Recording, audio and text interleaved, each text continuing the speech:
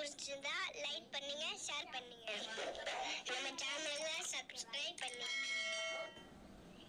இந்த video skip பண்ணாம பாருங்க. அஸ்ஸலாமு அலைக்கும் வரஹ்மத்துல்லாஹி தஆலா வபரகாத்துஹு. ரப்பி ஷ்ரஹ் லி சத்ரி வயஸ்ஸிர் லி அம்ரி வஹ்லுல் உக்தத்தம் மின் லிசானி யஃப்கஹு கௌலி. அல்ஹம்துலில்லாஹி ரப்பில் ஆலமீன் வல் ஆகிபத்து லில் முத்தகீன். அஸ்ஸலாத்து வஸ்ஸலாமு அலா நபியினால் முர்சலீன் வ ஆலிஹி வ அஸ்ஹாபிஹி அஜ்மஈன். அம்மா பஅத். ஃபகத் क़ால அல்லாஹு தஆலா ஃபில் குர்ஆனில் கரீம் வல் ஃபுர்கானில் மஜீத் பஅத அஊது பில்லாஹி மினஷ் ஷைத்தானிர் ரஜீம். பிஃபضل பிஸ்மில்லாஹிர் ரஹ்மானிர் ரஹீம். ومن آياته أن خلق لكم من أنفسكم أزواجا لتسكنوا إليها وجعل بينكم مودة ورحمة. صدق الله العلي العظيم. عن عبد الله بن عمر رضي الله تعالى عنه قال قال رسول الله صلى الله عليه وسلم خياركم خياركم لنسائكم وأنا خيار اللسان لنسائي أو كما قال عليه الصلاة والسلام. அளவற்ற அருளாளன் நிகரற்ற அன்புடைய அல்லாஹ்விற்கு எல்லா புகழும். நம் உயிரிலும் மேலான நமது தலைவர் ஹதரத் ரசூலுல்லாஹி ஸல்லல்லாஹு அலைஹி வஸல்லம் அவர்கள் மீதும் அவர்களை பின்பற்றிய சத்திய சஹாபாக்கள், நாதாக்கள், ஷுஹதாக்கள், முழு உலக முஸ்லிமான ஆண்கள், பெண்கள், குறிப்பாக இந்த அவையில் ஒன்று கூடியிருக்கின்ற நம் அனைவர் மீதும் ரப்புல் ஆலமீன் அல்லாஹு தாலாவுடைய சாந்தியும் சமாதானமும் என்றும் என்றென்றும் நின்று நிலவட்டுமாக. ஆமீன். அல்ஹம்துலில்லாஹ். ஹிஜ்ரி 1447 ஆரம்பமாகி அந்த வருடத்துடைய 3வது மாதமாகிய ரபியுல் அவ்வல் மாதத்துடைய முதல் ஜும்மாவில் வீற்றிருக்கிறோம். அல்ஹம்துலில்லாஹ். ரபியுல் அவ்வல் என்று சொன்னாலே நம்முடைய சிந்தனைக்கு வரக்கூடிய நபர் ஹதரத் ரசூலுல்லாஹி ஸல்லல்லாஹு அலைஹி வஸல்லம். வருடம் முழுவதும் ரசூலுல்லாஹி பற்றி பேசுகிறோம் என்று இருந்தாலும் இந்த உம்மத்திற்காக அல்லாஹ் பெருமானாரை வழங்குவதற்காக அல்லாஹ் தேர்வு செய்த மாதமாகிய ரபியுல் அவ்வல் மாதத்தில் பேசுவது இன்னும் சிறப்பானதாக இருக்கும் என்ற அடிப்படையில்தான் உலகம் முழுக்க இந்த மாதங்களிலே பெருமானாரை பற்றி நிறைய சொற்பொழிவுகள், நிறைய பயான் நிகழ்ச்சிகள் நடைபெறுகிறது. அந்த வகையில்தான் ஒவ்வொரு வருடமும் நாம் ரபியுல் அவ்வல் மாதங்களுடைய ஜும்மாக்களிலே முழுக்க முழுக்க ரசூலுல்லாஹி பற்றி மட்டுமே பேசி வருகிறோம். இன்ஷா அல்லாஹ் அந்த வகையில் இந்த வருடத்துடைய ரபியுல் அவ்வல் மாதத்திலே நபி ஸல்லல்லாஹு அலைஹி வஸல்லம் அவர்களுடைய அணுகுமுறைகள் என்ற தலைப்பின் கீழே, அந்த தொகுப்பின் கீழே ஒவ்வொருவரிடமும் ரசூலுல்லாஹ் எப்படி நடந்து கொண்டார்கள், பெருமானாருடைய அணுகுமுறைகள் எப்படி இருந்தது என்பது பற்றிய ஒரு சில தகவல்களை, நமக்கு அவசியமான மிக முக்கியமான சில தகவல்களோடு இன்ஷா அல்லாஹ் நம்ம பார்க்க இருக்கிறோம். அந்த வகையில் முதல் உரையாக இன்றைய ஜும்மாவில் பெருமானார் ஸல்லல்லாஹு அலைஹி வஸல்லம் அவர்கள் தன்னுடைய மனைவிமார்களோடு எப்படி நடந்து கொண்டார்கள் என்ற கோணத்தில் ஒரு சில தகவல்களை பார்க்கலாம். ரசூலுல்லாஹி பற்றி நிறைய பேச இருக்கிறது.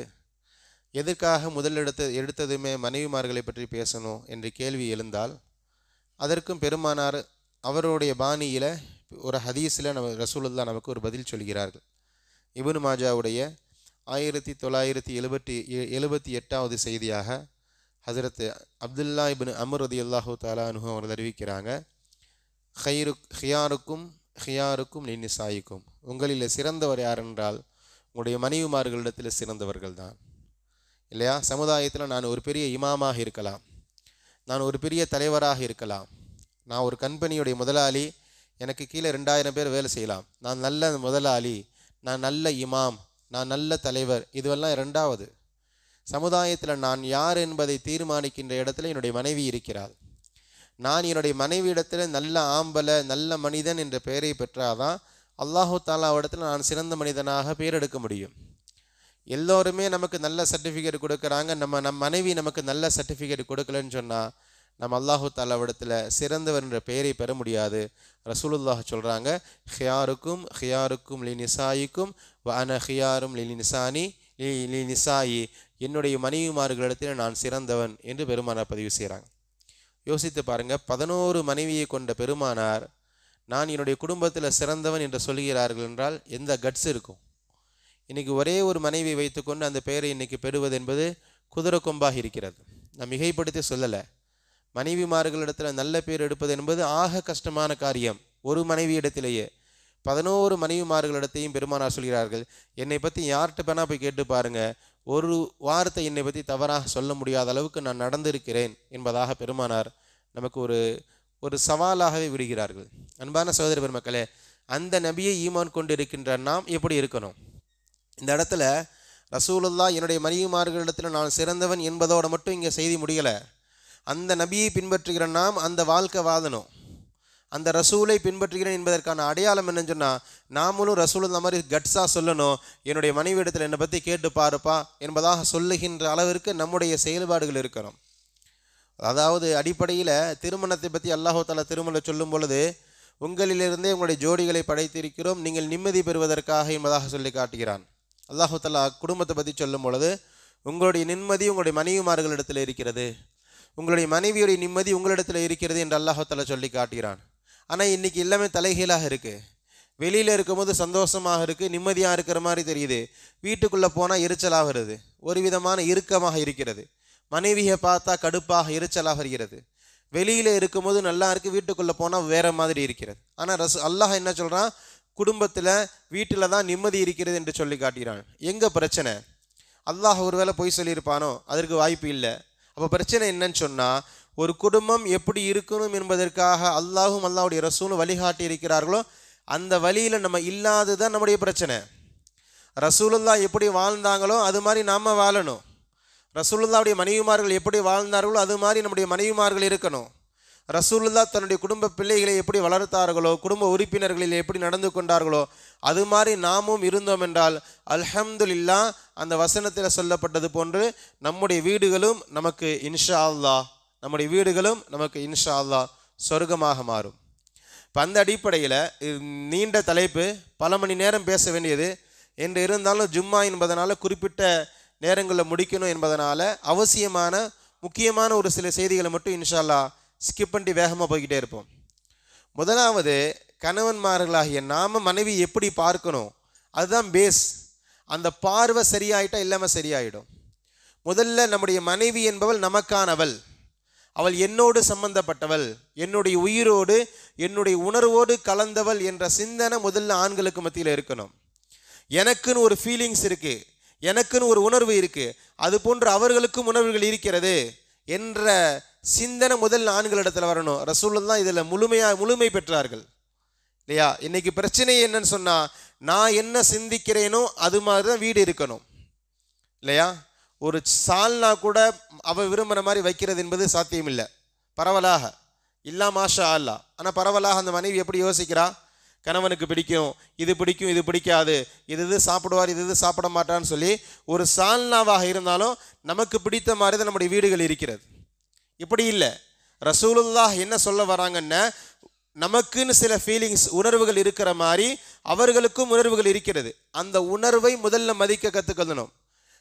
நல்ல கணவனுக்கான அடையாளம் மனைவியுடைய உணர்வுகளை புரிந்து கொள்ளணும். வரலாற்றில் நிறைய செய்திகள் இருந்தாலும் முக்கியமான ஒரு சில செய்திகளோடு நான் இன்ஷா அல்லாஹ் தொடர்ந்து வருவேன். புகாரி ஷெரீஃபுடைய 5225வது செய்தியாக ஹஜ்ரத் அனஸ் இப்னு மாலிக் ரலியல்லாஹு தஆலா அன்ஹு ஒரு செய்தி பதிவு செய்கிறாங்க. இந்த ஹதீஸில் ரசூலுல்லாஹி ஸல்லல்லாஹு அலைஹி வஸல்லம் அவர்கள் ஆயிஷா அம்மாவுடைய வீட்டில் இருக்கிறாங்க. அப்போது வேறொரு மனைவியோடைய வீட்டிலிருந்து ரசூலுல்லாஹ்வுக்கு உணவு வருகிறது. அது இந்த ஹதீஸில் யாருடைய வீட்டிலேருந்து வருது என்று சொல்லும் பொழுது உம்மு குல்தும் ரலியல்லாஹு தஆலா அன்ஹா அவருடைய வீட்டிலேருந்து வர்றதாக சில அறிவிப்பு, இன்னும் சில அறிவிப்பில் ஹஸரத் சஃபியா ரலியல்லாஹு தஆலா அன்ஹா அவருடைய வீட்டிலேருந்து உணவு வந்ததாக அறிவிப்பு வருகிறது. ரெண்டு விதமான அறிவிப்பு. ஹைர், கொண்டு வரது ஹஸரத் அனஸ் ரலியல்லாஹு தஆலா அன்ஹு. வீட்டுக்கு சாப்பாடு வருது. ஹஸரத் ஆயிஷா அம்மாவுக்கு கோபம், ரசூலுல்லாஹ் என்னுடைய வீட்டில் இருக்கும் பொழுது நான் சமைச்சதை தான் சாப்பிடணும், அப்படி இருக்கும் பொழுது வேறு வீட்டிலேருந்து உணவு வருது என்பதாக ஹஸரத் ஆயிஷாவிற்கு கோபம். வர்றதும் வேறு யாரோ ஒரு வீட்டிலேருந்து இல்லை, அது ரசூலுல்லாஹ்வுடைய மனைவி தான்.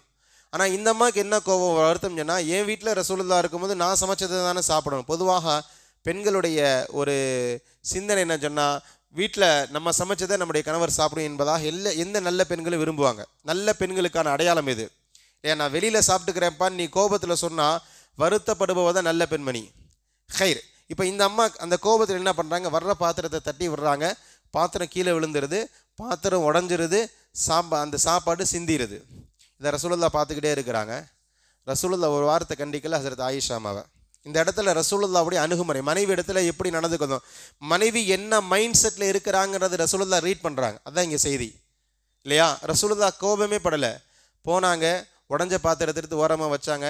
அதே மாதிரி ஒரு பாத்திரம் வீட்டில் இருக்கும் இல்லையா, அந்த பாத்திரத்தை ஆயிஷாமாவுடைய வீட்டில் அந்த பாத்திரத்தை எடுத்து அனஸ் ரலியல்லாஹு தஆலா கொண்டு வந்தது, அனஸ் ரலியல்லாஹு தஆலான்னு கொடுத்துட்டு ரசூலுல்லாஹ் சொன்ன வார்த்தை காரத்தும்முக்கும், அம்மா ரோஷப்பட்டுட்டாப்பா போப்பான்னு சொல்லி முடிச்சிட்டாங்க. கோபப்பட்டான்னு கூட சொல்லலை. கோபத்துக்கும் ரோஷத்துக்கும் நிறைய வித்தியாசம் இருக்குது. கோபம் நல்லதுக்கும் படுவோம், கெட்டதுக்கும் படுவோம். ரோஷம் என்பது நல்ல விஷயங்களுக்கு மட்டும்தான் படுவோம் இல்லையா? ரசூலுல்லாஹ் அந்த இடத்துல உன்னுடைய மனைவி கோபப்பட்டுட்டான்னு கூட சொல்லலை. பொதுவாகவே ஒரு கணவனுடைய மைண்ட் செட் இந்த இடத்துல நம்ம என்ன யோசிப்போம், நம்ம நார்மலாக ஒரு சாதாரணமான கணவர்னு சொன்னால் இந்த இடத்துல மனைவியை அடித்தாதான் அவன் ஆம்பலை என்பதாக நம்முடைய பொது புத்தியில் பதிஞ்சிருக்கு. புரிதலுக்காக சொல்கிறேனே, நம்முடைய சகோதரருடைய வீட்டுக்கு போகிறோம், தம்பியுடைய வீட்டுக்கு போகிறோம். தம்பிக்கு 2 மனைவி, ஒரு மனைவி வீட்டில் நம்ம தம்பியோட இருக்கிறோம், இன்னொரு மனைவி வீட்டிலேருந்து உணவு வருது. நம்முடைய தம்பி பொண்டாட்டி வந்த பாத்திரத்தை தட்டி விட்டு பாத்திரம் உடஞ்சிருச்சு, சாப்பாடு சிந்திருச்சு. தம்பி ஒன்றுமே சொல்லலை, நம்ம ஒன்றும் சொல்ல முடியாது. தம்பி பொண்டாட்டி நம்ம என்ன சொல்ல முடியும்? தம்பி ஒன்றுமே சொல்லலை, நம்ம என்ன கேட்போம்? தம்பிகிட்ட நீலாம் ஒரு ஆம்பளையான்னு கேட்போம். இப்போ என்னென்னா, அந்த இடத்துல மனைவியை அடிக்கிறவன் தான் ஆம்பளை என்பதாக நம்முடைய பொது புத்தியில் பதிஞ்சிருக்கு இல்லையா? இல்லையா? ஒரு வந்த சாப்பாடை தட்டி விட அவளை கண்டிக்க வக்கீல், உனக்கு எதுக்கடா 2 பொண்டாட்டின்ற கேள்வியெல்லாம் சாதாரணமாக வரும் இல்லையா? இல்லை ஒரு மனைவியாக இருந்தால் இந்த கேள்வி வரும். நம்ம அம்மாவே கேட்பாங்க, வந்த சாப்பாடை தட்டி விட்றா, நீ கண்டிக்க தெரியாதா, நீலாம் எதுக்கு கல்யாணம் பண்ண, நம்முடைய தாயை நம்மளை பார்த்து கேட்பாங்க. என்னென்ன நம்முடைய பொது புத்தியில் இந்த இடத்துல கண்டிக்கணும் என்ற ஒரு சிந்தனையில் நம்ம இருக்கிறோம். ஆனால் பெருமானாருடைய செயல்பாடுகளை பாருங்கள், அந்த ஆயிஷாவுடைய அந்த உணர்வுகளை யோசிக்கிறாங்க. இந்த இடத்துல தான் சமைச்சதை தான் கணவன் சாப்பிடணும்னு என்று விரும்புகிறா, அதனால் வெளியிலேருந்து வர சாப்பாடை மனைவி விரும்பலை என்பதை புரிந்து கொண்டார்கள். வார்த்தையில் கூட கடினம் காட்டலை. ஆயிஷாமாவை கண்டிக்கலை என்பது 2வது. குறைஞ்சபட்சம் அனஸ் ரலியல்லாஹு தஆலான்னு அவரிடத்துல போய் பேசியிருக்கணுமா இல்லையா? அவர் ஒரு லூஸ் மாதிரி ஏதோ பண்ணிட்டு இருக்கா, அவரை மடச்சி தெரியாதா, அப்படி ஏதாவது ஒன்று சொல்லியாதான் அனுப்பிச்சிருக்கணும். ரசூலுல்லாஹ் இங்கேயும் தவறாக ஒரு வார்த்தை சொல்லலை, நேரடியாகவும் கண்டிக்கலை. ரசூலுல்லாஹ் சொன்ன வார்த்தை காரத்தும்முக்கும், உன்னுடைய தாய் ரோஷப்பட்டு விட்டாள். கண்ணியமான சகோதர பெருமக்களை, உணர்வு மதிக்கிறாங்க. நம்மளாம் ரசூலுல்லாஹ் இப்படியெல்லாம் வாழ்ந்து இருக்கிறாங்களா என்பதாக ஆச்சரியமாக இருக்கும். தஹஜ்ஜுத் தொழுகைக்கு எழுந்து போவாங்க. முஸ்லீம் ஷெரீஃபுடைய 974வது செய்தியாக ஆயிஷாமாவை அறிவிக்கிறாங்க, என் பக்கத்தில் தான் ரசூலுல்லாஹ் படுத்திருப்பாங்க, சத்தம் இல்லாமல் எந்திரிப்பாங்க. அஹத திராஹு ருவைதா, ருவைதான்னு ரொம்ப சத்தம் இல்லாமல் பூனை எந்திரிக்கிற மாதிரி இல்லையா? மனைவி தூங்கி கொண்டிருக்கிறாளா, அவளுக்கு டிஸ்டர்ப் ஆயிடக்கூடாதா? எப்படி? தொழுகைக்கு போகிறாங்க பெருமானார் ரசூலுல்லாஹ், தொழுகைக்கு போகிறாங்க. முஸ்லீம் ஷெரீஃபுடைய 974வது ஹதீஸ் ஆயிஷா அறிவிக்கிறாங்க, அஹத ரிதாஹு ருவைதா, சத்தம் இல்லாமல் தன்னுடைய ஆடை எடுப்பார்கள். வஹத நஅலஹு ருவைதா, சத்தம் இல்லாமல் தன்னுடைய செருப்பு எடுப்பாங்க. ஃபதஹல் பாப ருவைதா, சத்தம் இல்லாமல் கதவை திறப்பாங்க. வஹரஜ மின் பைத்திஹி ருவைதா, என் காதில் விழுந்துடக்கூடாது, என்னுடைய தூக்கத்துக்கு டிஸ்டர்ப் ஆயிடக்கூடாது என்பதற்காக சத்தம் இல்லாமல் வீட்டை விட்டு வெளியேறுவார்கள். வஅகலக பாபஹு ருவைதா, சத்தம் இல்லாமல் கதவை சாத்துவாங்க இல்லையா? தொழுகைக்கு போகிறாங்க பெருமானார் இல்லையா? இன்னைக்கு நாமளும் தொழுகைக்காக எந்திரிக்கிறோம். மனைவி உறங்கி கொண்டிருக்கும் பொழுது ஒரு வெறுப்பு வருது இல்லையா? நான் தொழுகைக்கு போகிறேன், தூங்கி கொண்டிருக்கேன். நியாயமான வெறுப்பாக இருந்தால் பரவாயில்லை, தொழுகாமல் தூங்குறாளே என்ற எண்ணத்தில் இருந்தால் பரவாயில்லை. நம்ம தொழுகைக்கு போகிறோமே, இன்னைக்கு நம்ம என்ன, நம்ம வெளியே போகும்போது அவங்க நமக்கு முன்னாடி எந்திரிச்சிடணும். பொது புத்தி என்ன தெரியுமா இருக்குது? ஆண்களுடைய பொது புத்தி, நமக்கு முன்னாடி அவள் எழுந்துடணும், நமக்கான தேவைகளை, நமக்கு டீயோ காஃபியோ போட்டு கொடுத்து நம்மளை வழி அனுப்பணும். நான் ஆம்பளை வெளியே போகும்போது பொப்பலை தூங்கலாமா, இது ஒரு தேரியாவே வச்சிருக்கிறோம். நம்ம பேசலைனாலும் நம்ம அம்மாக்கள் பேசுவாங்க இல்லையா? நம்ம பேசலன்னு ஒதுங்கிட முடியாது, அவங்க பேசுறதை நம்ம அனுமதிக்கிறோம். ஆம்பளை வெளியே போகும்போது எப்படி ஒரு பொம்பளை தூங்கலாம், இந்த குடும்பம் விளங்குமா?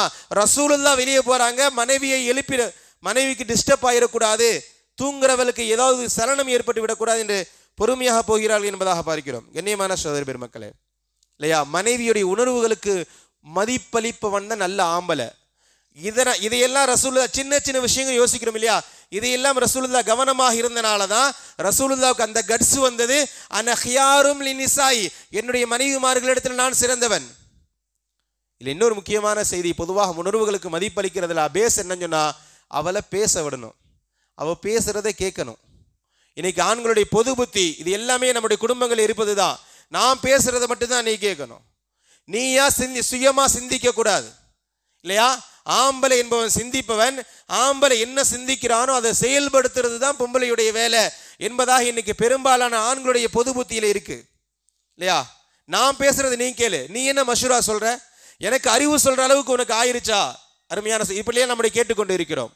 பரவலாக குடும்பங்கள்ல பார்க்கலாம், பெண்களிடத்துல மிகப்பெரிய பிரச்சனையா போய் கேட்டேன்னு சொன்னா நம்ம பேசுறது அவர் காது கொடுத்து கேட்கறது இல்லை இல்லையா? குறிப்பா இன்னைக்கு செல்போன் வேற வந்துட்டனால அல்லாஹ் பாதுகாக்கணும், கணவன் மனைவி பேசுறது என்பது முழுமையாக குறைந்து விட்டது. அப்படி பேசினாலும் நான் பேசுகிறேன் நீ கேளு, அவ்வளவுதான். நீ பேசி நான் கேட்க மாட்டேன் என்கிற மனநிலை இன்னைக்கு பரவலாக எல்லா ஆண்களிடத்திலும் இருக்கிறது. அவளுக்கு யாரிடத்துல என்ன சொல்றதுன்னு தெரியல. அருமையான சகோதர மக்களை, பெருமானாரை பற்றி ஆயிஷா அறிவிக்கிறாங்க, ஆயிஷாவுடைய வீட்டில் ரசூலுல்லாஹ் தங்குனா கல்லிமீனி ஆயிஷா யா ஹுமைரா, ஹுமைராவை ஏதாவது பேசு நான் கேட்கிறேன் என்பதாக பெருமானார் சொல்லுவாங்க. இப்படி ரைட்ல எந்திரிச்சு மா ஆயிஷா ஏதாவது பேசுமா, ஆயிஷான்னு கூட சொல்ல மாட்டாங்க, ஹுமைரா என்று சொல்வார்கள். நான் அது சார்ந்த செய்தி இன்னும் நிறைய இருக்கிறது. யா ஹுமைரா சிகப்பின்னு அர்த்தம், சிகப்பழகி அப்படின்னு அர்த்தம், குட்டி தேவதன்ற அர்த்தத்துல யா சிகப்பழகி ஏதாவது பேசு நான் கேட்கிறேன். நபி என்பவர் சாதாரணமானவர் அல்ல, நம்மள மாதிரி ஆள் கிடையாது, மிகப்பெரிய பொறுப்பு இருக்கின்ற பெருமானார் அங்க நீ பேசுமா நான் கேட்கிறேன், மனைவி இடத்துல நீ பேசு நான் கேட்கிறேன் என்ற சிந்தனை முதல்ல இருக்கணும். அதனால முன்னால சொன்னேன், இது எல்லாம் உணர்வோடு சம்பந்தப்பட்டது. எனக்குன்னு ஒரு உணர்வு இருக்கிற மாதிரி, எனக்குன்னு ஒரு ஃபீலிங்ஸ் இருக்கிற மாதிரி அவளுக்கும் உணர்வு இருக்கிறது. அவளுடைய உணர்வுக்கும் அவளுடைய ஃபீலிங்கிற்கும் மதிப்பு கொடுப்பவன் தான் நல்ல ஆம்பளை, நல்ல கணவன். இல்லை எடுத்தெடுப்படியே சொல்றோம் இல்லையா, உன்னுடைய தகப்பனுடைய வீட்டுக்குள்ள காலடி மிதிக்கக்கூடாது இல்லையா, உன் அண்ணனோட பேச்சுவார்த்தை வச்சுக்கிட்டா நாளைக்கு என் வீட்டை மிதிக்கக்கூடாது. இதே வார்த்தை அவங்க சொன்னா நம்மளால ஏற்றுக்கொள்ள முடியுமா? இதே வார்த்தையை ஏன் உடன் பிறந்தவர்களோடு என்னுடைய நண்பர்களோடு நான் பேசக்கூடாதுன்னு அவ சொன்னா நமக்கு கோபம் வர்ற மாதிரி தானே அவர்களுக்கு உணர்வுகள் இருக்கும். உனக்கு உன்னுடைய மச்சனனோட பிடிக்கலையா, மாமனாரோட மாமியாரோட பிடிக்கலாம், நீ போகாத இல்லையா? எனக்கு என்னுடைய மாமனார் மதிப்பு கொடுக்கல, பரவாயில்ல நீ ஒதுங்கி இருந்துக்கோ. என் மச்சனை மதிக்கல, பரவாயில்ல ஒதுங்கிக்கோ. அவளை போக வேணான்னு சொல்ற உரிமை உனக்கு யார் கொடுத்தது? இது பரவலாக இருக்கிறது. அவள் என்ன எண்ணுவாள் இல்லையா, அவளுடைய மனநிலை என்ன, அவருடைய உணர்வுகள் எந்த அளவுக்கு காயப்படும், இதை பற்றி பெரும்பாலும் யோசிப்பது கிடையாது. முதல் செய்தி, ஒரு நல்ல ரசூலுல்லாஹ் மனைவிமார்களோடு வாழ்ந்ததில் நமக்கான முதல் தகவல் என்னன்னு சொன்னால், அவருடைய உணர்வுகளுக்கு மதிப்பு அளிக்கணும். மனைவியுடைய உணர்வுகளுக்கு மதிப்பு அளிக்காதவர் திருமணம் முடிப்பதற்கு தகுதியே இல்லாதவர். திருமணம் முடிப்பதற்கு முதல் தகுதி என்னன்னு சொன்னா, அவளை பேசுறதை நீ கேட்கணும்.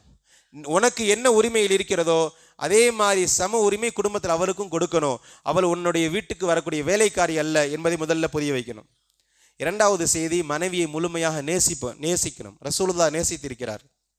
நேசிக்கிறது மட்டுமல்ல, திரும்ப திரும்ப அந்த நேசத்தை வெளிப்படுத்தி கொண்டே இருக்கணும். ஹதீஸில் பார்க்கிறோம், ஆயிஷா அறிவிக்கிறாங்க, ரசூலுல்லாஹ் அழைக்கும் போதே யா ஹுமைரான்னு தான் கூப்பிடுறாங்க. ஹம்ரான சிகப்பின்னு அர்த்தம், ஹுமைரான குட்டி சிகப்பின்னு அர்த்தம். ஹுமைரான குட்டி சிகப்பி, ஹசன் அழகானவன், ஹுசைன் குட்டி அழகானவன் அர்த்தம். அதாவது குட்டி தேவதை மாதிரி, ஹம்ரான தேவதை, ஹுமைரான குட்டி தேவதை. ரசூலுல்லாஹ் அழைக்கும் பொழுதே குட்டி தேவதை என்றுதான் அழைப்பார்கள், குட்டி சிகப்பினா என்பதாக அழைப்பார்கள். கண்ணியமான சகோதர பெருமக்களே, மனைவியை நேசிக்கணும், நேசத்தை வெளிப்படுத்தணும்.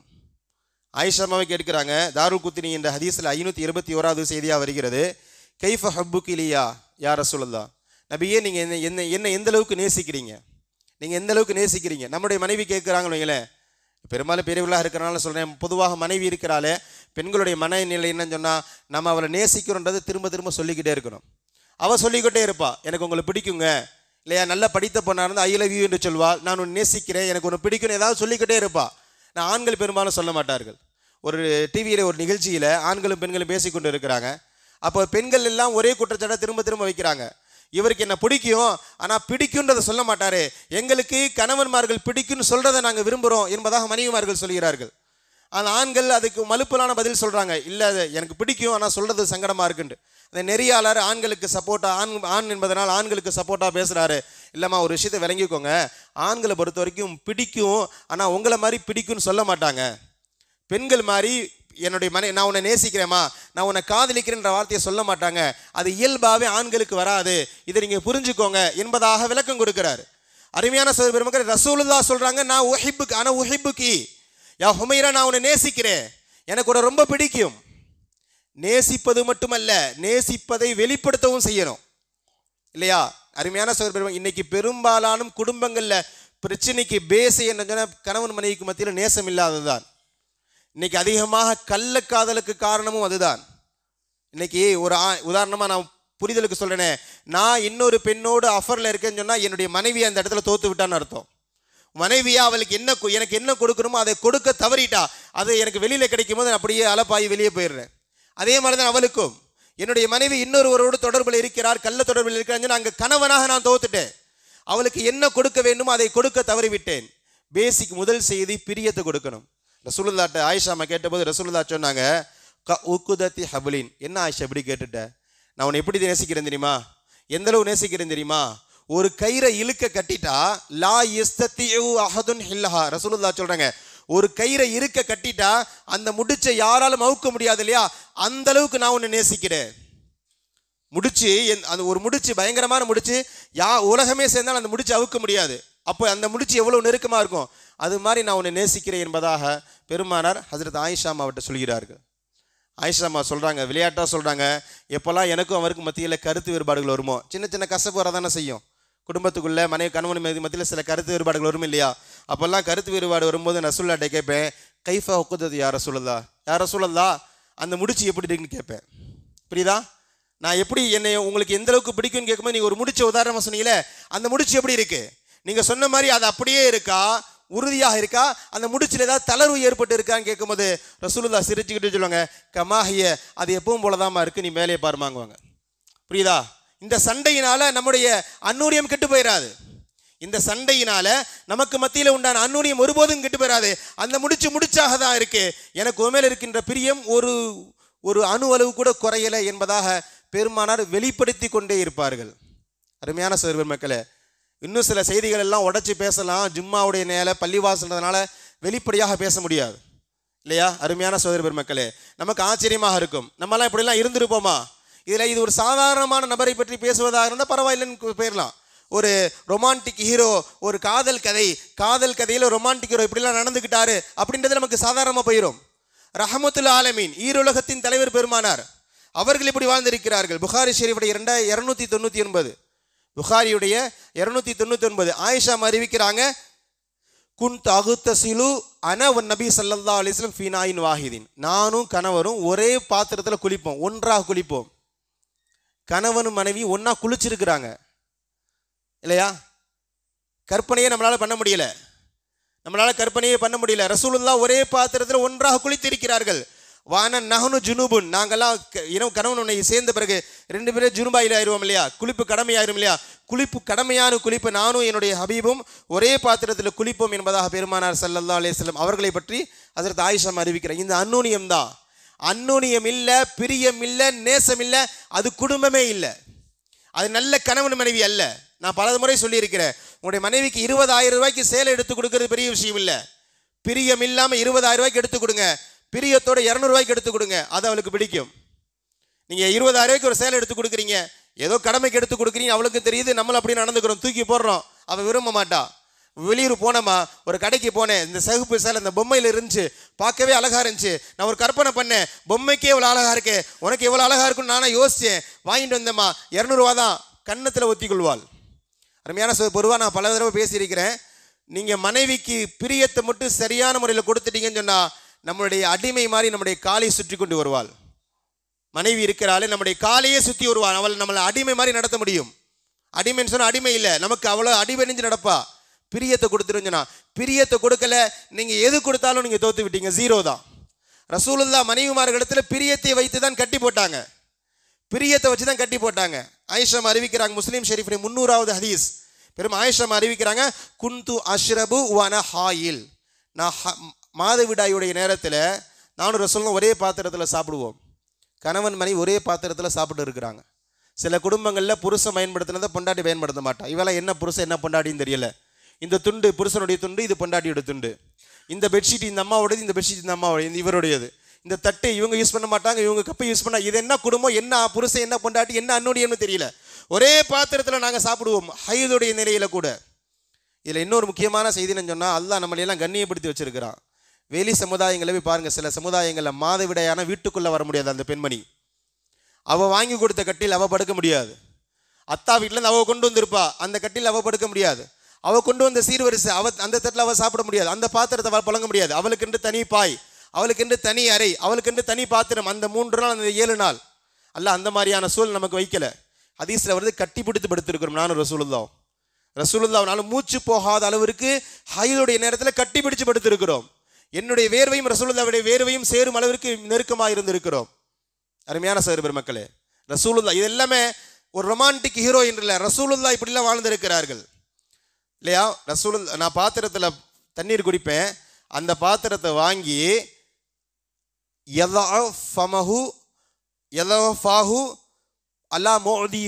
அந்த பாத்திரத்தில் நான் எங்கே வாய் வச்சேனோ அதே இடத்துல வாய் வச்சு ரசூலுல்லாஹ் குடிப்பாங்க. இதெல்லாம் ரசூலுல்லாஹ் நான் உன்னை நேசிக்கிறேன் என்பதை காட்டுறாங்க இல்லையா? எந்த அளவுக்கு ஹஜ்ரத் ஆயிஷா அம்மா நோட் பண்ணியிருக்கிறாங்க பாருங்க. நான் குடிச்ச பாத்திரத்தில் குடிக்கிறாங்க என்பதில்லை, நான் அந்த குவளையில், அந்த டம்ளரில், அந்த குவளையில் எந்த இடத்துல வாய் வச்சேனோ அதே இடத்துல வாய் வச்சு ரசூலுல்லாஹி ஸல்லல்லாஹு அலைஹி வஸல்லம் குடிப்பார்கள் இல்லையா? பொதுவாக இந்த இரவு நேரங்களில் கணவன் மனைவி அந்த இச்சையாக இருக்கும்போது கண்டதையெல்லாம் செய்வார்கள். அது இல்லை, எல்லா நேரங்களையும் அந்த பிரியம் இருக்கணும். இச்சை வரும்பொழுது செய்வதல்ல இது, அது காமம், அது வேற, இது காதல். பெருமானார் ஸல்லல்லாஹு அலைஹி வஸல்லம் அவர்கள் காதலித்திருக்கிறார்கள். உலகத்தில் எந்த பெண்மணியும் எந்த கணவனும் மனைவியை நேசித்திருக்க முடியாது, அந்த மாதிரி நேசித்திருக்கிறார்கள். நான் இறைச்சியுடைய ஒரு துண்டை எடுத்து சாப்பிடுவேன், ரசூலுல்லாஹ் பிடுங்கி நான் எந்த இடத்துல வாய் வைத்தேனோ அதே இடத்துல வாய் வைத்து ரசூலுல்லாஹ் சாப்பிடுவார்கள். ஆயிஷா அறிவிக்கிறாங்க. இன்னைக்கு பல குடும்பங்களில் அசல் இது இஸ்லாத்துடைய மரபு கிடையாது. இன்னைக்கு பெரும்பாலும் நம்மெல்லாம் இஸ்லாத்திற்கு புதிதாக வந்ததுனால நம்மளுடைய மூதாதையர்கள் பயன்படுத்தினதா தெரில, இன்னைக்கு பரவாயில்ல, குறைஞ்சிருக்கு. என்னன்னு சொன்னால் ஆம்பளை சாப்பிடாம மனைவி சாப்பிட முடியாது. 4 மணிக்கு வந்தால் அவர் சாப்பிட்ட பிறகு தான் இவர் சாப்பிடணும் இல்லை. இன்னும் சில குடும்பங்களில் கணவன் சாப்பிட்ட தட்டில் பெண்மணி மனைவி சாப்பிட்றது, இது மாதிரி எல்லாம் இருக்கிறது. பெருமானாரை பற்றி ஆயிஷா அறிவிக்கிறாங்க, ஒரே தட்டில் சாப்பிடுவோம், நான் வாய் வைத்த அதே இடத்துல ரசூலுல்லாஹ் வாய் வைப்பார்கள், நான் இறைச்சியை சாப்பிட்ட அதே இடத்துல வாய் வைத்து ரசூலுல்லாஹ் கடித்து சாப்பிடுவார்கள். அருமையான சகோதர பெருமக்களே, வீட்டுக்குள்ளே போகும்போது ரசூலுல்லாஹ் முதல்ல என்ன செய்வாங்கன்னு கேட்டபோது ஆயிஷா அம்மா சொல்லுவாங்க, அபூதாவுதுடைய 50வது ஷெரீஃப், கான இதாதஹ் நபி ஸல்லல்லாஹு அலைஹி வஸல்லம் பதஅ பிஸ்வாக்கை, வீட்டுக்குள்ளே முதல்ல போனதுமே ரசூலுல்லாஹ் மிஸ்வாக் செய்வார்கள். நம்மளை மாதிரி தம் அடிக்கிற பழக்கம் இல்லை, நம்மளை மாதிரி புயலை போடுற பழக்கம் இல்லை. யோசித்து பாருங்கள், கெட்ட வாடை வரும், அது மாதிரி இல்லை நம்ம ரசூலுல்லாஹ்வுடைய எச்சிலே நறுமணமாக இருக்கும். அந்த ரசூலுல்லாஹ் நான் வீட்டுக்குள்ளே போகும்பொழுது அவள் சங்கோதப்படக்கூடாது என்பதற்காக மிஸ்வாக்கு செய்கிறார்கள் இல்லையா? பொதுவாக இதில் இன்னொரு செய்தி என்னன்னு சொன்னால், எனக்கு என்னுடைய மனைவி அழகா இருக்கிற மாதிரி, அழகா இருக்கிறத நான் விரும்புகிற மாதிரி நானும் அவளுக்கு அழகா இருக்கணும். என் கண்ணுக்கு அவள் அழகா தெரியணும் இல்லையா? அது மாதிரி அவள் கண்ணுக்கு நான் அழகா தெரியணும். நான் இப்படி பரதேசி மாதிரி இருப்பேன், நீ எனக்கு அழகா இருக்கணும்னா. இன்னைக்கு பரவலாக பார்க்குறோம் வீட்டில் எப்போ பார்த்தாலும் ஒரு பழைய நைட்டி போட்டு அசிங்கமாக இருக்கிறா இல்லையா? அந்த நைட்டி நெருப்பில் போட்டால் நெருப்பு எரியாது போல, அந்த அளவுக்கு வெளியே போனால் அப்படி சூப்பராக போகிறா, வீட்டுக்குள்ளே பார்த்தா ஒரு ரொம்ப மோசமாக இருக்கிறா, வெறுப்பாக வருதுன்னு சொல்கிறோம் இல்லையா? அதே மாதிரி தான் அவன் நம்மளை யோசிப்பா. வெளியே போகும்போது நம்ம எந்த அளவுக்கு பர்ஃபெக்டாக இருக்கிறோமோ அது மாதிரி நம்ம வீட்டுக்குள்ளே இருக்கிறோமா? பெருமானார் ஸல்லல்லாஹு அலைஹி வஸல்லம் அவர்கள் வீட்டுக்குள்ளே போனதும் முதல்ல மிஸ்வாக் செய்வார்கள். ஹதீஸ்ல வருது. அது இன்னும் இது இல்லாத நிறைய செய்திகள் இருக்கிறது. உங்களுக்கு தேவையான முக்கியமான செய்திகளை மட்டும் சொல்ல போவேன். அபூதாவுது ஷெரீஃபுடைய 2578வது செய்தி, ரசூலுல்லாஹ்வை பற்றி நம்மளால் கற்பனை செய்ய முடியாது. ரசூலுல்லாஹ்வை பற்றி ஆயிஷா அம்மா சொல்கிறாங்க, பிரயாணத்தில் போனால் நானும் ரசூலுல்லாஹ் ஓட்டப்பந்தயம் நடத்துவோம். சாதாரணமாக கேள்விகள் எல்லாம் இல்லையா? ஓட்டப்பந்தயம் நடத்துறதுக்காக ரசூலுல்லாஹ் வந்திருக்கிறாங்க, அவங்களுடைய வேலை அதுவா? எவ்வளவு பெரிய பணி இருக்கிறது. முழு உலகிற்கும் ஹிதாயத்தை கொண்டு செல்ல வேண்டிய பெருமானார் ஓட்டப்பந்தயம் நடத்துறது நம்மளால் ஏற்றுக்க முடியுமா? நம்ம எத்தனை பேர் நம்முடைய மனைவிகளோடு ஓடி இருக்கிறோம்? அதான் அந்த காலத்தில் ஓட்டப்பந்தயம் ஒரு விளையாட்டு. இன்னைக்கு அது மாதிரி நானும் என்னுடைய மனைவியும் சேர்ந்து விளையாடுவோம் என்று சொல்பவர் நம்மளே எத்தனை பேர்? திருமணத்துக்கு முன்னாடி எல்லாமே நடக்குது, அல்லாஹ் பாதுகாக்கணும். நான் முன்னாடி சொன்ன மாதிரி ஏதாவது பேசுமான்னு ரசூலுல்லாஹ் சொல்லுவாங்க இல்லையா? இன்னைக்கு நடக்குது. எப்போ? திருமணத்திற்கு முன்னாடி. நான் பல முறை சொல்லி இருக்கிறேன், நிச்சயம் போட்டதுமே பொண்ணுடைய அம்மா மாப்பிள்ளை நம்பர் வாங்கி கொடுத்துருவாங்க, மாப்பிள்ளை வீட்டில் பொண்ணு நம்பர் வாங்கி கொடுத்துருவாங்க, பேசி கொண்டு இருப்பாங்க. கல்யாணம் நிச்சயம் ஆகிட்டாலே பாதி பொண்டாட்டி பாதி புருஷன். இது எந்த கிதாபில் சொல்லி கொடுக்கப்பட்டது, எந்த மரபுன்னு தெரியல. பச்சை ஹராம். கல்யாணத்துக்கு முன்னாடி பேசிக்கிட்டே இருப்பாங்க, கல்யாணம் ஆன பிறகு இந்த வாய் மூடாதா என்று சொல்லுகின்ற அளவிற்கு கணவன் மனைவி நடந்து கொள்வதுண்டு இல்லையா? நான் பலமுறை சொல்லியிருக்கிறேன், ஈஜாபு கபூல்ல அந்த பொண்ணுடைய தகப்பனார், நான் என்னுடைய மகளை இந்த மகருக்கு இவர்களை சாட்சியாக வைத்து உனக்கு திருமணம் முடித்து கொடுத்தேன்னு எப்போ சொல்றாரோ அப்போதான் அவங்க புருஷன் அவங்க பொண்டாட்டி, கணவன் மனைவி. அது வரைக்கும் கணவன் மனைவி கிடையாது. அதுக்கு முன்னாடி எங்க அத்தா தான் நம்பர் வாங்கி கொடுத்தாங்க, ஹராம். எங்க அம்மா தான் நம்பர் வாங்கி கொடுத்தாங்க, ஹராம். கண்ணியமான சகோதர பெருமக்களே, திருமணத்திற்கு முன்னாடி செய்யறதில்லை, திருமணத்திற்கு பிறகு அவர்களுக்கு மத்தியில் நேசம். உண்மையான காதல், உண்மையான பிரியம் என்பது திருமணத்திற்கு பிறகு உண்டானது. இந்த இடத்துல ரசூலுல்லாஹ் போட்டி போட்டாங்கன்னோட முடியலை. ஆயிஷா அறிவிக்கிறாங்க, அந்த சபக்துஹு, ரசூலுல்லாவை நான் வெற்றி பெற்றேன். என்னிடத்துல ரசூலுல்லாஹ் தோல்வியுற்றார்கள். ரசூலுல்லாஹ் நம்மளை மாதிரி சாதாரணமான மனிதர் அல்ல. அருமையான சகோதரர்களே, 40 நபர்களுடைய வலிமை அல்லாஹ் நபி ஒரு நபிக்கு கொடுக்கிறான். 40 நபிமாருடைய வலிமை அல்லாஹ் ரசூலுல்லாஹ் கொடுத்திருக்கிறான். நீங்கள் கணக்கு போட்டு பார்த்தீங்கன்னா 40 சுமார் 1600 தனி மனிதனுடைய வலிமை பெற்றவர் ரசூலுல்லாஹ். நம்மளை மாதிரி 1600 வலிமை பெற்றவர் பெருமானார். ஒரு சாதாரணமான பெண்மணிகிட்ட ரசூலுல்லாஹ் தோத்தாங்க. இது எப்படி சாத்தியம்? ரசூலுல்லாஹ் சொல்கிறார், தோற்றிருக்கிறார்கள், போட்டியில் தோத்தார்கள், கணவனாக வெற்றி பெற்றார்கள் இல்லையா? புகாரி ஷரீஃபுடைய 2235வது ஹதீஸாக அனஸ் இப்னு மாலிக் ரலியல்லாஹு தஆலா அறிவிக்கிறாங்க. அவங்களுக்குலாம் ஆச்சரியம், சஹாபாக்களுக்கெல்லாம். அதான் இது அதையெல்லாம் ஏன் சொல்கிறாங்கன்னு அவங்க ஆச்சரியப்படுறாங்க. ஒரு போர் முடிஞ்சு திரும்பி வரும்பொழுது ஹப்ஸா அம்மா ரசூலுல்லாஹ்வுடைய மனைவி குட்டையாக இருப்பாங்க, ஒட்டகத்தில் ஏற முடியும், கோவேரி கழுத ஏற முடியாது. ஹதீஸில் வருது, சும்மா எஜ்லிசு இந்த பஈரி, ஒரு நீளமான ஹதீஸ். அந்த ஹதீஸுடைய கடைசியில் சொல்கிறாங்க, ரசூலுல்லாஹ் கீழே உட்கார்ந்தாங்க, ஃபயலஹு ருக்குபதஹு, தன்னுடைய முட்டியை கீழே வைத்தார்கள். சஃபியத்து ரிஜ்லஹா, சஃபியா ஹப்ஸா சஃபியா அவங்களுடைய காலை ரசூலுல்லாஹ்வுடைய தொடையின் மீது வைத்து ஒட்டகத்தில் கோவேரி கழுதையின் மீது ஏறினார்கள் இல்லையா? தன்னுடைய மனைவி ரசூலுல்லாஹ்வுடைய காலில் ஏறி முட்டில் ஏறுவதற்கு ரசூலுல்லாஹ் குனிந்தார்கள். அவங்க ஏறுற வரைக்கும் ரசூலுல்லாஹ் பொறுமையாக இருந்தாங்க என்பதாக அது அனஸ் இப்னு மாலிக் ரலியல்லாஹு தஆலா அறிவிக்கிறாங்க. கண்ணியமான சகோதரர்கள், இப்படி நிறைய செய்திகள் சொல்லிக்கொண்டே போகலாம். இது எல்லாமே பிரியத்தின் வெளிப்பாடு. நான் மீண்டும் சொல்கிறேன், நம்மளுடைய மனைவிக்கு சரியான பிரியத்தை, நேசத்தை கொடுக்கலன்னு சொன்னால் நிச்சயமாக அது நல்ல குடும்பமாக, சிறந்த குடும்பமாக இருக்காது. கடைசியாக ஒரு சில வார்த்தைகளோடு நான் முடித்துக்கொள்வேன். ரசூலுல்லாஹ் வீட்டில் எப்படி இருப்பாங்கன்னு கேட்டபோது ஆயிஷா அறிவிக்கிறாங்க, நம்மளால் கற்பனையும் செய்ய முடியாது, ரசூலுல்லாஹ் வாழ்ந்து காட்டியிருக்கிறார்கள். வீட்டில் அவர்களுடைய வேலையை அவர்கள் செய்வார்கள். மாக்கான நபி ஸல்லல்லாஹு அலைஹி வஸல்லம் யஸ்னு ஃபி பைத்திஹி, புகாரி ஷரீஃபுடைய 676வது செய்தி. ரசூலுல்லாஹ் எப்படி இருப்பான்னு கேட்டபோது ஆயிஷா அறிவிக்கிறாங்க, கான யகூனு ஃபி மெஹனதி அஹ்லிஹி, வீட்டு வேலையை என்னோடு சேர்ந்து செய்வாங்க, என்னோடு சேர்ந்து வீட்டு வேலையை செய்வார்கள். அஹ்மது ஷரீஃபுடைய 25341வது செய்தியாக பெருமான ஆயிஷா அறிவிக்கிறாங்க, யஹ்சிஃபு நஹலஹு, ரசூலுல்லாஹ் தன்னுடைய செருப்பை தானே தைப்பார்கள். வயஹீது தௌபஹு, தன்னுடைய ஆடையை தானே தைப்பார்கள் இல்லையா? வயஹலிபு ஷாத்தஹு, வீட்டில் ஆடு இருந்தால் ஆடு அவர்களுக்கு தானே பால் கறப்பார்கள். வசாஃப பைத்தஹு, வீட்டை ரசூலுல்லாஹ் சுத்தம் செய்வார்கள். இதுவெல்லாம் பெண்களுடைய வேலை என்பதாக இன்னைக்கு நம்முடைய பொது புத்தியில் பதிஞ்சிருக்கு இல்லையா? இதில் சொல்லப்பட்டதில் ஏதாவது ஒன்றையாவது நம்மளால் செய்ய முடியுமா? இன்னைக்கு சொல்லப்பட்டதில் ரசூலுல்லாஹ் ஆயிஷா அறிவிக்கிறாங்க, என்னோடு சேர்ந்து மாவு குலைப்பார்கள், என்னோடு சேர்ந்து வீடு சுத்தம் செய்வார்கள். இன்னைக்கு இந்த வேலையெல்லாம் மனைவியுடைய வேலை, இதெல்லாம் என்னுடைய வேலை இல்லை, நான் சம்பாதிக்கிறேன், நான் ஆம்பளை. ஒரு ஆம்பளை எப்படி இந்த வேலையெல்லாம் செய்கிறது என்பது இருக்கட்டும், கற்பனையை நம்மளால் செய்ய முடியலையே. நாம் மதிக்கக்கூடிய ஒரு நபர் வீட்டில் தொடப்பக்கட்டியோடு இருக்கிறார், நம்ம போகிறோம், பார்த்தா நம்ம என்ன யோசிப்போம்? என்னஜி வெளியில் புலி மாதிரி இருக்கேன், வீட்டுக்குள்ளே இவ்வளோ தானே உங்கள் மரியாதை இல்லையா? நம்ம சாதாரணமாக யோசிப்போம் இல்லையா? உங்களை நம்ம என்னமோ நினச்சோம், நீங்கள் இவ்வளவு தானா என்று அவர் மீது உண்டான மரியாதை குறைகிறது. ஏன்னா நம்முடைய பொது புத்தியில் வீட்டுடைய வேலைகள் எல்லாம் நம்ம செய்யக்கூடாது, அது மனைவியுடைய வேலை என்று வழங்கி கொண்டு இருக்கிறோம். ரசூலுல்லாவை விட நம்ம சிறந்த ஆம்பளை.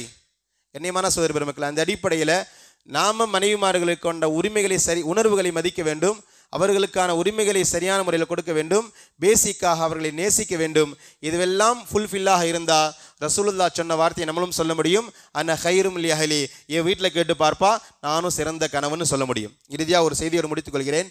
திருமணத்தை பற்றி சரியான புரிதல் இன்னைக்கு இல்லை இல்லையா? பொதுவாக திருமணம் என்பது ஒரு 30-40 வருஷம் வாழ்றதுக்காண்டி உண்டான திருமணம் விளங்கி கொண்டிருக்கிறோம். அப்படி கிடையாது. நாலு மறுமை நாளில் நம்ம சொர்க்கத்துக்கு போகும்போது நம்முடைய ஜோடியாக வரக்கூடியவள் நம்முடைய மனைவிமார்கள் இல்லையா? நான் பொதுவாக எல்லா ஜும்மாவளி திருமணத்தின் போது இதை பேசுவது உண்டு. நீங்கள் உங்கள் பையனுக்கு பொண்ணு பார்க்குறதாக இருந்தாலும் சரி, பொண்ணுக்கு பையன் பார்க்குறதாக இருந்தாலும் சரி, எதுக்காக திருமணம் முடிக்கிறீங்கன்னு கேட்டால் அவங்களுடைய பதில் இப்படி இருக்கணும், நாளைக்கு என் பையன் சொர்க்கத்துக்கு போகும்போது தனியாக போனால் நல்லா இருக்காது இல்லையா, ஒரு ஜோடியோடு போகணும் இல்லையா, அதனால் நான் பொண்ணு பார்க்குறேன். என் பொண்ணு சொர்க்கத்துக்கு போகும்போது தனியாக போனால் நல்லா இருக்காது, ஒரு ஜோடியோடு போகணும் இல்லையா, அதனால் நான் பையன் பார்க்குறேன். இந்த மைண்ட் செட்டில், அந்த நியத்தில் நம்ம திருமணம் முடிக்கணும். திருமணம் முடிக்கக்கூடிய இளைஞர்களும் அந்த மைண்ட் செட்டில் திருமணம் முடிக்கணும். பொதுவாக ஆயிஷா அம்மாவுக்கும் ஃபாத்திமா அம்மாவுக்கும் எப்பயுமே கருத்து வேறுபாடு இருந்துக்கிட்டே இருக்கும் சின்ன சின்ன விஷயங்களில். ஒரு சந்தர்ப்பத்தில் 2 பேரில் யார் சிறந்தவர்னு பேசும்போது ஃபாத்திமா அம்மா சொல்கிறாங்க, உங்களை விட நான் தான் சிறந்தவள். ஆயிஷா அம்மாவை பார்த்து உங்களை விட நான் தான் சிறந்தவன் ஃபாத்திமா அம்மா சொல்கிறாங்க. அதுக்கு அவங்க காரணத்தையே சொல்கிறாங்க. அபுதாவுது ஷெரீஃபுடைய 4947வது செய்தி ஒரு ஹதீஸ் இப்படி இருக்கிறது. ரசூலுல்லாஹ் சொல்கிறாங்க, இன்னக்கும் துதுஅவுன யௌமல் கியாமத்தி பி அஸ்மாஇக்கும் வ அஸ்மாஇ ஆபாயிக்கும், நாளை மறுமை நாளில் அல்லாஹ் உங்களை அழைக்கும் பொழுது உங்களுடைய பேரையும் உங்களுடைய தகப்பனாருடைய பேரையும் சொல்லி அழைப்பான். இந்த உலகத்தில் என்ன பேர் வைக்கிறீங்களோ இந்த பேர் தான் நாளைக்கு மறுமையிலும், அதனால் நல்ல பேரை வைங்க என்பதான் அந்த ஹதீஸ். அந்த ஹதீஸில் ரசூலுல்லாஹ் சொல்லும்போது என்ன சொல்கிறாங்கன்னா, உங்களுடைய பேரை மட்டும் இல்லை உங்களுடைய தகப்பனாரோடைய பேரோடு அழைப்பான். இப்போ உதாரணம் என்னை அழைக்கும் பொழுது சிக்கந்தர் இப்னு கமால் பாஷா என்னுடைய தகப்பனாரோட பேரோடு அழைப்பான். அப்போ ஆயிஷா ஃபாத்திமா அம்மா என்ன சொல்கிறாங்க, நாளைக்கு அல்லாஹு தஆலா என்னை அழைக்கும் பொழுது ஃபாத்திமா பின்த் முஹம்மது, முஹம்மதுடைய மகள் ஃபாத்திமா என்று அழைப்பான். முஹம்மது என்ற வார்த்தை என் கூட இருக்கும். ஆனால் உங்களை அழைக்கும் பொழுது ஆயிஷா பின்த் அபிபக்கர், அபூபக்கருடைய மகள் ஆயிஷா என்றுதான் அழைப்பான். இதில் ஒரு முக்கியமான மசாயில் இருக்கிறது. கல்யாணத்துக்கு பிறகு நம்முடைய மனைவியுடைய இனிஷியலை மாற்றுகின்ற உரிமை நமக்கு கிடையாது இல்லையா? இனிஷியல் கடைசி வரைக்கும் தகப்பனாருடைய இனிஷியல் தான். பின்னாடி ஒரு ஆம்பளுடைய பேரை சேர்க்கறதா இருந்தால் ஒரு பெண் கடைசி வரைக்கும் தகப்பனாருடைய பேரை தான் சேர்க்கணும். புருஷன் பேரை சேர்க்கறதுக்கு அனுமதி இல்லை. காரணம் இது மாறிக்கிட்டே இருக்கும், அங்கே மாறாது. ஒரு பெண்ணுக்கு 2-3 கணவன் இருக்க வாய்ப்புகள் இருக்குது, ஆனால் ஒரே தகப்பன் தான். நாளை மறுமை நாளில் இன்னாருடைய மனைவி நல்லா அழைக்க மாட்டான், இன்னாருடைய மகள் தான் அழைப்பான். அதனால் அல்லாஹ் என்னை அழைக்கும் பொழுது முஹம்மதுடைய மகள் என்று அழைப்பான், உம்மை அழைக்கும் பொழுது அபூபக்கருடைய மகள் என்று அழைப்பான். அந்த முஹம்மது என்ற பேர் என்னோடு இருக்கும் என்பதாக ஃபாத்திமா அம்மா சொல்லி நான் தான் உம்மை விட சிறந்தவர் என்று சொல்கிறாங்க. இதை கேட்டுக்கிட்டே இருக்காங்க ஹஸரத் ஆயிஷா அம்மா. இவங்க குர்ஆனுடைய ஒரு வசனத்தை சொல்லி காட்டுகிறார்கள். ஸுஹூர் என்ற அத்தியாயத்துடைய 70வது வசனம். அந்த வசனத்தை அல்லாஹ் தஆலா சொல்கிறான், உதுகுலுல் ஜன்னத அன்தும் வ அஸ்வாஜுக்கும் துஹபரூன். அல்லாஹ் தஆலா சொர்க்கவாதிகளை பார்த்து சொல்லும் பொழுது நீங்கள் உங்களுடைய ஜோடிகளோடு சொர்க்கத்திற்கு நுழையுங்கள் என்பதாக சொல்வார். இந்த வசனத்தை சொல்கிறாங்க, ஃபாத்திமா பேரில் வேணா முகமது உன்னோடு இருப்பார், என் பேரோடு அபூபக்கர் என்ற பேர் இருக்கும், முகமது என்ற பேர் என்னோடு இருக்காது. ஆனால் சொர்க்கத்திற்கு போகும்போது நீ அலியுடைய கரத்தை பிடிச்சு சொர்க்கத்துக்கு போவ, உன்னுடைய கணவர் அலியுடைய கரத்தை பிடிச்சு சொர்க்கத்துக்கு போவ.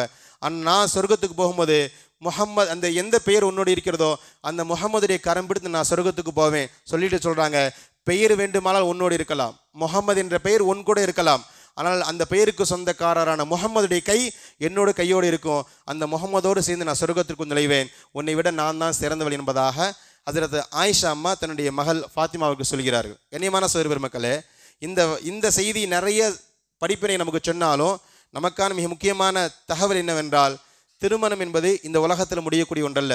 சும்மா 4 பிள்ளைகளை பெக்கிறோம் அதனால் திருமணம் முடிக்கணும், இன்றைக்கி திருமணம் முடிக்காமல் இருக்க முடியாது அதனால் திருமணம் முடிக்கணும் என்பதல்ல. திருமணம் முடிக்கும் பொழுது நியத்து வைத்துக் கொள்ளுங்கள், நாளை மறுமையில் சொர்க்கத்திற்கு போகும்போது நான் என்னுடைய ஜோடியோடு சொர்க்கத்துக்கு போகணும், என்னுடைய மகளுக்கோ மகனுக்கோ திருமணம் முடிக்கும் பொழுது அவர்கள் ஜோடியோடு சொர்க்கத்துக்கு போகணும், அதனால் திருமணம் முடிக்கிறேன் என்ற நியத்தில் நம்ம திருமணம் முடிக்கணும். அன்பான சகோதர பெருமக்களே, அந்த அடிப்படையில் கணவன்மார்களாகிய நாம் மனைவியர்களிடத்தில் நல்ல முறையில் நடந்து கொண்டால் மட்டும்தான் அல்லாஹு தஆலாவிடத்தில் சிறந்தவர் என்ற பெயரை பெற முடியும். அந்த நல்ல நசீபை ரப்புல் ஆலமீன் நம் அனைவருக்கும் தந்து நல்லருள் புரிவானாக. வாஹிரு தஅவானா அல்ஹம்துலில்லாஹி ரப்பில் ஆலமீன். அஸ்ஸலாமு அலைக்கும் வரஹ்மத்துல்லாஹி.